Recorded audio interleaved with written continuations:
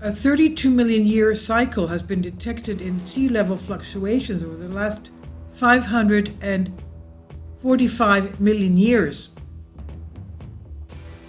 And this is by Science Direct. The abstract: spectral analysis of past relative sea level oscillations as represented by the ages of 57 Phanerozoic, or that is 545 million years, stratigraphic sequence boundaries from the Canadian Arctic show a strong spectral peak at 32 million years at 99.9% confidence.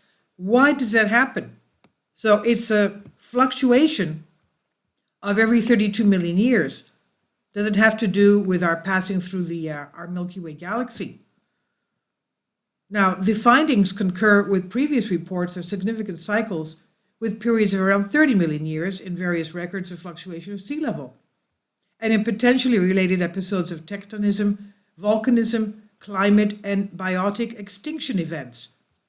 Sequence boundaries commonly coincide with stage boundaries based on biostratigraphy and are area correlated with episodes of extinction and times of flood basalt volcanism.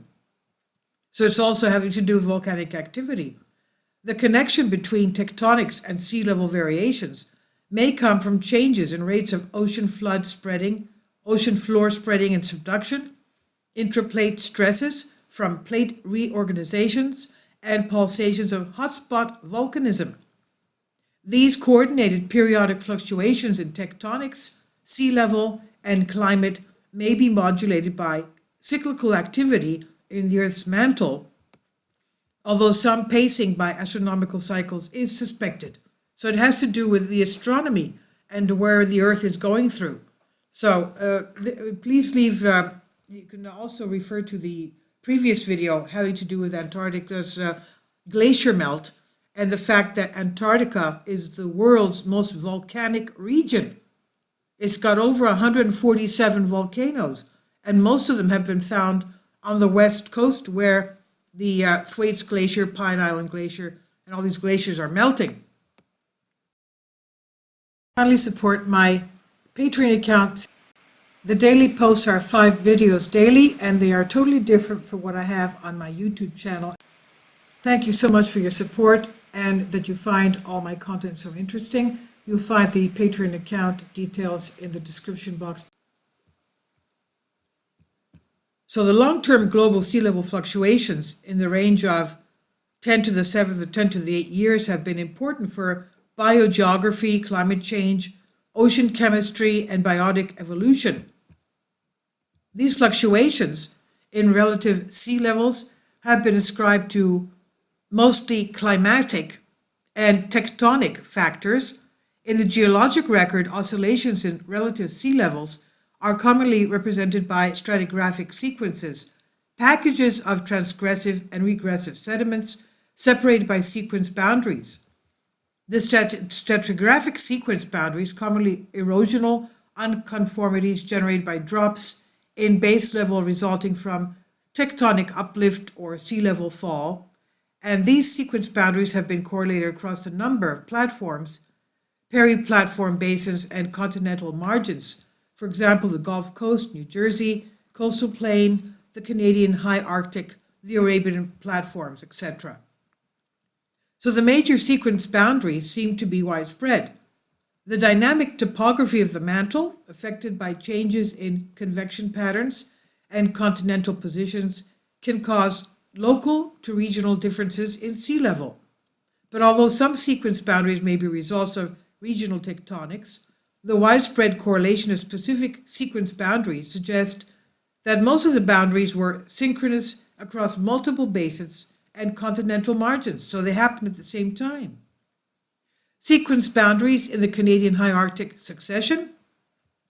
The entire Phanerozoic stratigraphic succession, the past 545 million years, is well studied at the surface and in the subsurface and in North American High Arctic. The data come primarily from 3 major basins, the Franklinian, the Sverdrup, and the Beaufort-Mackenzie basins, Jurassic to Cenozoic, with interbasin correlations. And these detailed basin-wide stratigraphic studies revealed that the presence of 57 large magnitude sequence boundaries in the Phanerozoic succession of Canadian Arctic suggests that these sequence boundaries were related to relative sea level changes produced by global tectonic events. So, geography, volcanology, subductions, the characteristics of the boundaries, which include angular unconformities and significant changes in deposital tectonic regimes across the boundaries, indicate that they were primarily generated by tectonics rather than by eustasy. Now, Embry proposed that each erosional sequence boundary was generated during a brief tectonic episode in the past 2 million years.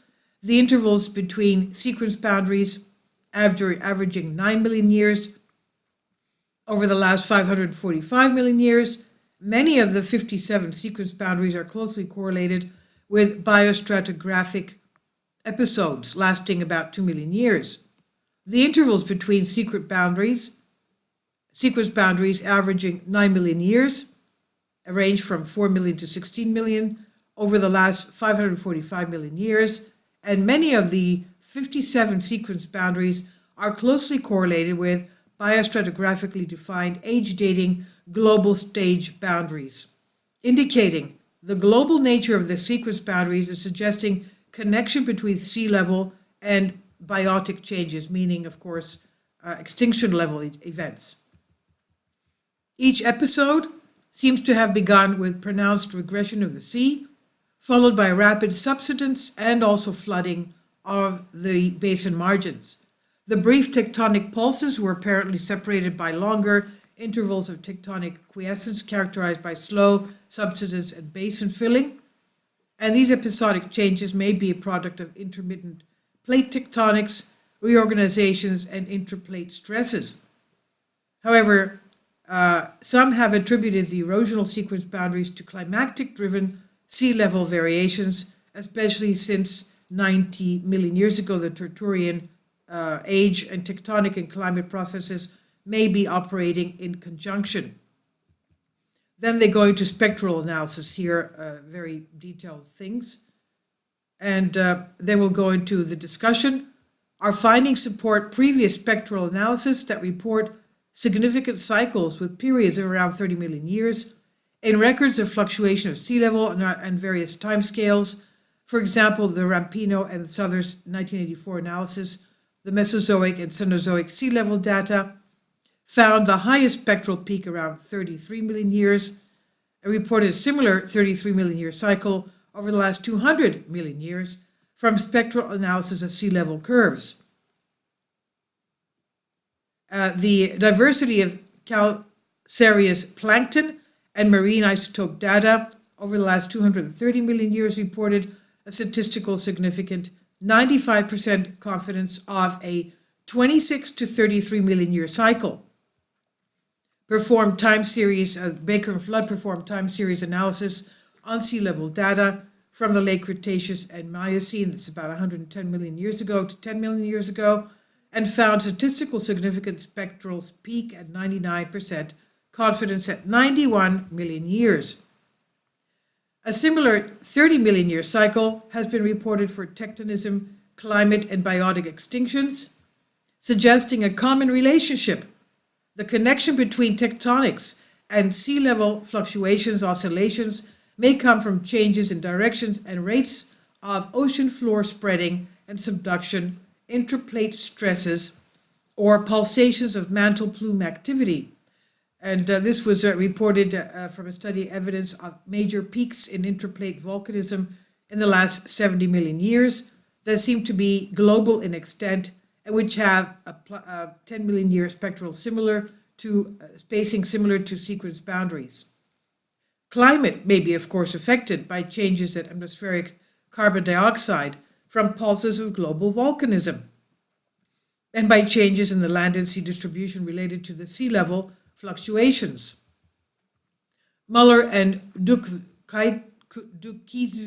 in 2018 found a significant 26 million year periodicity in tectonically driven model of carbon emissions and resulting in carbon dioxide content of the atmosphere for the last 420 million years.